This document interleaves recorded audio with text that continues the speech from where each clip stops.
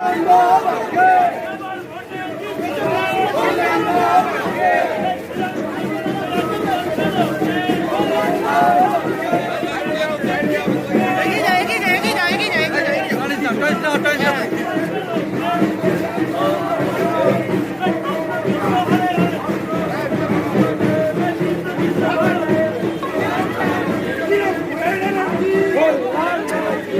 কর্মীরা সবাই উল্লাস করছে, শ্রীরামপুরের মানুষকে ধন্যবাদ জানাচ্ছে, ধন্যবাদ জ্ঞাপন আমাদের এই মিছিল ছিল।